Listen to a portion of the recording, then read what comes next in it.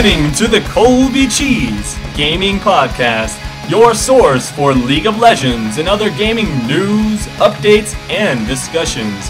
Today is podcast episode number 19.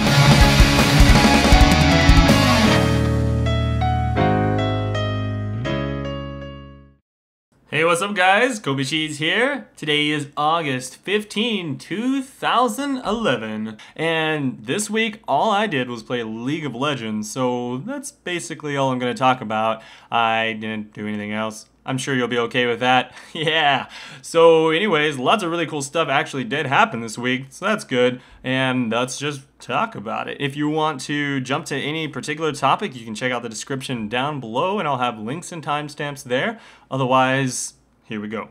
As we all know, League of Legends has begun getting bigger and bigger, and with that type of popularity around the world, people are always going to do things that they like to do, such as cosplay. And I found this link on this Chinese website where these guys held a pretty awesome cosplay convention, and these are not just your average, rinky-dink cosplay costumes. I think they did a really good job, so I'll show you guys a couple of screenshots of that while I talk about the next thing, which is a little bit of the esports stuff that's going on. So some of you may know already, but the MLG just recently picked up League of Legends for one of its events. It's actually kind of in the middle of the season here, but now that League of Legends is part of the pro circuit, that's going to be huge for esports and for League of Legends. League of Legends is now part of the WCG, ESL, and the MLG. It's pretty much become the biggest and most popular esports game out there right now, and they're going to be doing prizes of around $20,000 for the entire prize pool, and that's actually going to be happening here pretty soon as well. I think that's this coming weekend actually, if I am correct. Another interesting topic has been the fact that Valve actually released the $1 million prize pool that's going to be in this Gamescom this weekend. And so what League of Legends has just announced as of today, actually, I looked and found this article, is that they're going to respond to this by holding a prize pool of $5 million for Season 2. That is such a huge amount, and I think that it's very smart of them to do this, because a lot of top players, if they realize that, hey, there's more money to be made if I'm playing competitive games such as Dota 2, then they're going to, of course, want to switch over and play that instead. But now that League of Legends has responded saying, hey, no, we are part of all of the big esports events, and we ourselves are going to host these huge tournaments with these huge prize pools, I think that people are going to want to stay with League of Legends, not only because it is more fun and more people play it, just because there's more money to be made in that as well. So this last patch I thought was a pretty good one. They made a few changes that were at least really cool to me. So I was going to go over what at least interested me from the changes.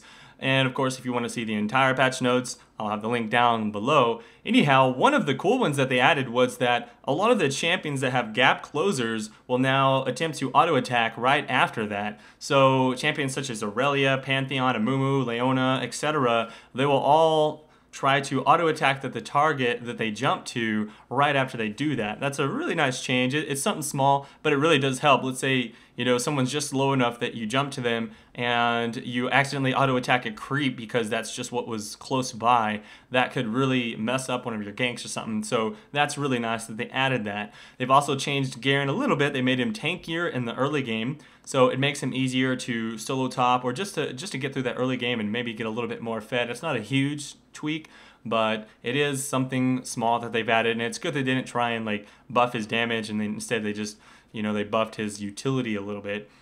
Another thing is that they attempted to fix a little bit of the Jarvan bugs by making it so that if you flash out of it, it doesn't move where his Cataclysm goes. However, from what I've heard, they've actually kind of bugged him out some more. His ultimate does some weird stuff now. Half the time it doesn't work. I haven't actually seen any Jarvan since the patch. Maybe that's why. But maybe they'll fix that soon. I don't know. For now, though, probably won't see a lot of Jarvans. Leona cooldowns were adjusted quite a bit. They were lowered a little. She is one of the champions that I really like to play. Right now, she doesn't have a very strong place in the meta. Also, she doesn't do a lot of damage. So, she's arguably a little bit weak in that, you know, she can stick to people and she's tanky, but just her damage is a little bit lower. I do like the cooldown changes though. We might see a few more Leonas, and who knows, as the meta shifts, she could become more prominent. We'll just have to wait and see. Nasus is getting some tweaks also. What happened to him is now he gets a little bit of instant damage on his Spirit Fire. Apparently it all does the same amount over a course of time. However, it does a nice tiny little burst right at the beginning, and it doesn't have that little warm-up time where you place it down and it takes like a second for it to actually activate doing damage and things like that. Now you just cast it and boom, instantly takes off damage. So that's nice. You can pick off people that are really low or just do a little bit of burst to creeps. You know, you hit the creep waves once each or whatever, and then throw that down, and that'll do some extra burst to it. So that's cool. Another thing that is pretty much the last one I'll talk about in the patch changes is the changes to Pantheon. So, alright, this is the big one. Pantheon, for a while, has been a really tough one for them to balance due to the fact that he's not fun to play against because he can jump anywhere around the map instantly, blah, blah, blah, and he's always really strong. He would stun you and Heartseeker strike you, and you were stuck there the whole time, and it'd do a lot of damage. So what they've done is they've kind of tweaked him. Obviously, they did the globals nerf where you can no longer jump anywhere on the map.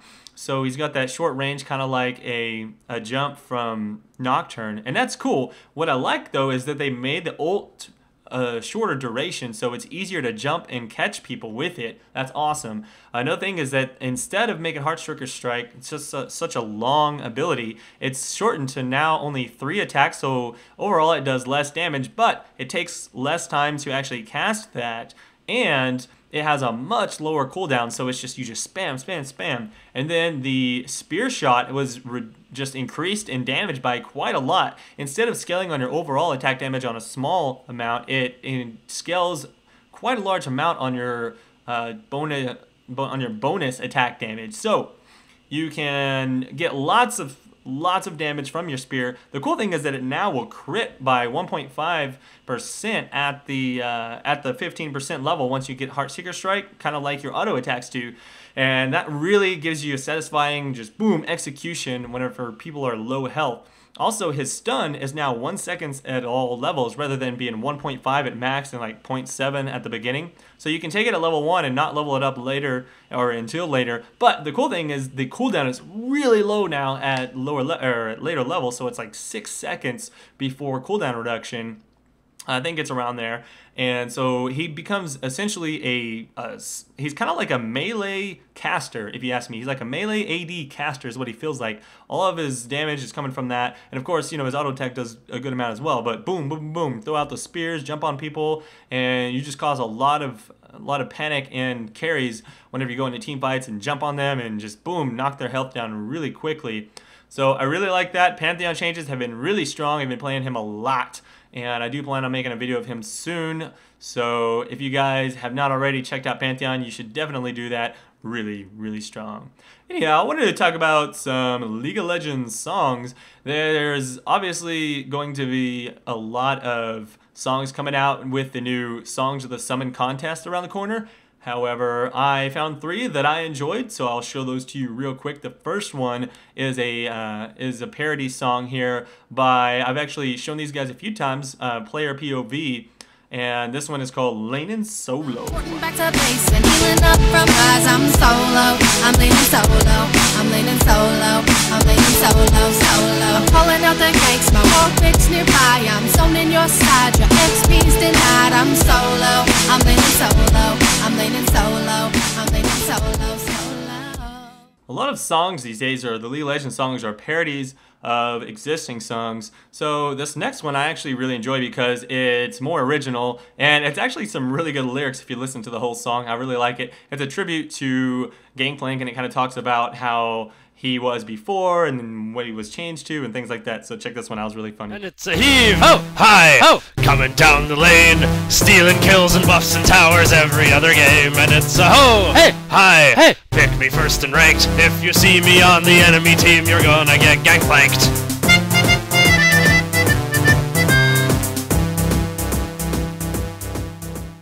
And the final song that I've got to talk about is a tribute to Mordekaiser. This is another parody song, but I think they did a really good job, not only in the video of this song with the text and everything, but I think it just sounds amazing, really professional quality. So it's probably one of my favorite ones that I've seen in a while. Check it out. It's, here you go.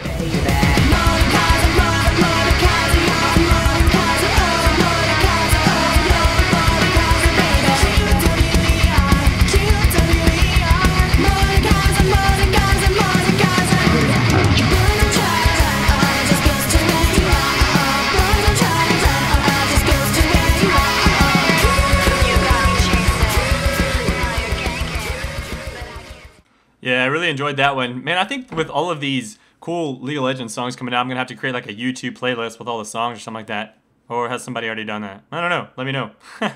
So, moving on anyways. I haven't talked about Skarner yet. So, Skarner was released this week. You may have seen my Skarner impressions, and I didn't really like him. A lot of people didn't like him because he's just not that strong. He's not an effective ganker in the jungle or anything like that. I mean, I've talked to a lot of people about this. Some people kind of QQ'd in my video and they were like trying to disagree and say, oh no, I did well with him in a game. Well, yeah, I mean, I did well with him in a game too. Like, I played with some other good people and they kind of carried me, and so I was able to kill people and I got some good ults off. But if you think about it, there's other champions that do his role really well. He's got his ultimate, which will grab people and pull them back.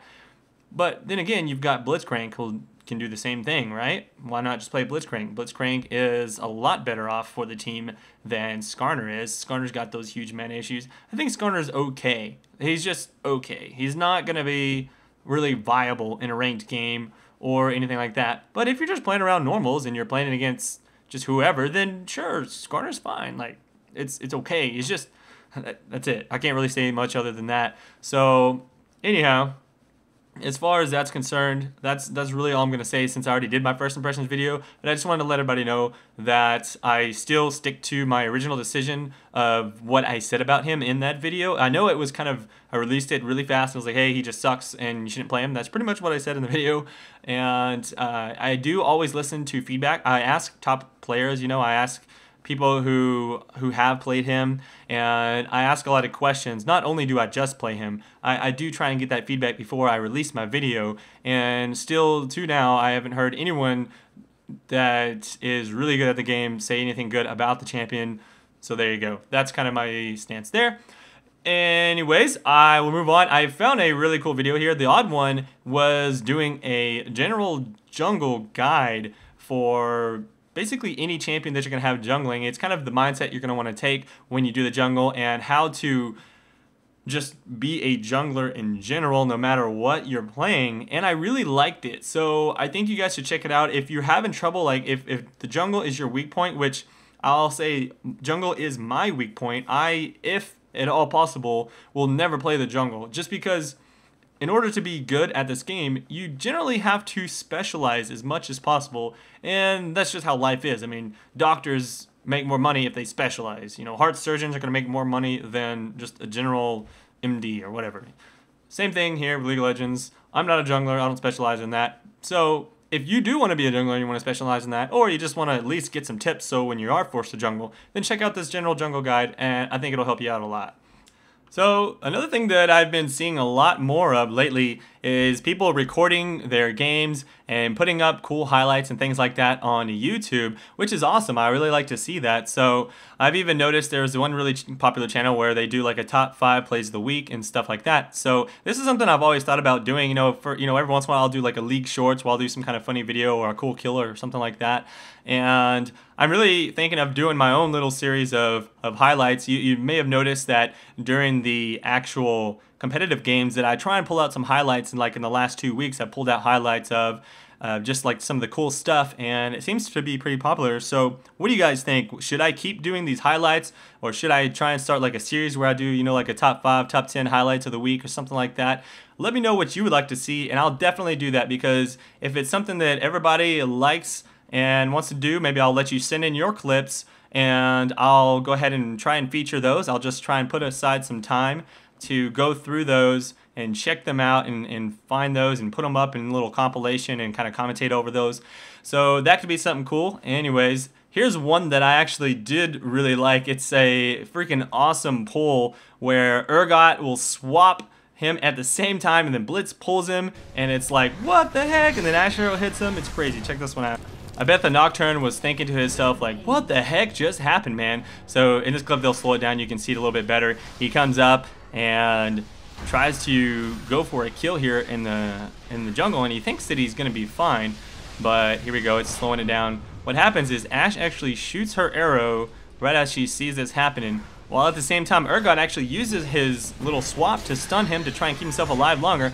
While he's in the middle of swapping, Blitzcrank pulls him, and right as the swap takes place, it actually saves Urgot because he's pulled to where the Blitzcrank is. The Ashe arrow hits Nocturne, and boom, Ashe is there to pick up the kill, take the double buff. That is probably the sickest thing I've seen in a long time.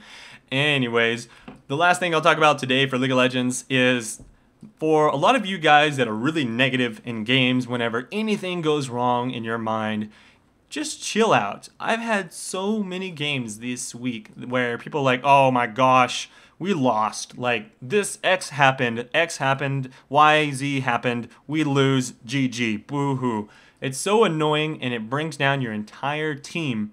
So in tribute to that, I have this really nice video I found where these guys were able to come back from literally their Nexus being hits away from dead, and they don't have any inhibitors down on the enemy team, and they come back and they win the game. This is probably one of the most inspirational things for those of you out there who are down on your luck or just having a really bad game. You can always turn things around if you play correctly. So check out this video. It's actually better if you check it out on their channel. I can't put the full thing up here and have all the music and things like that just due to copyright, but I'll let you check out this little part. But other than that, guys, I hope you enjoyed the podcast today and look forward to doing more in the future. As always, if you enjoy it and you want to see more, help support me by pushing that like button, add me to your favorites, and show it to your friends. I'll see you guys around for the next one. This is ColbyCheeZe. Peace out and have a good week.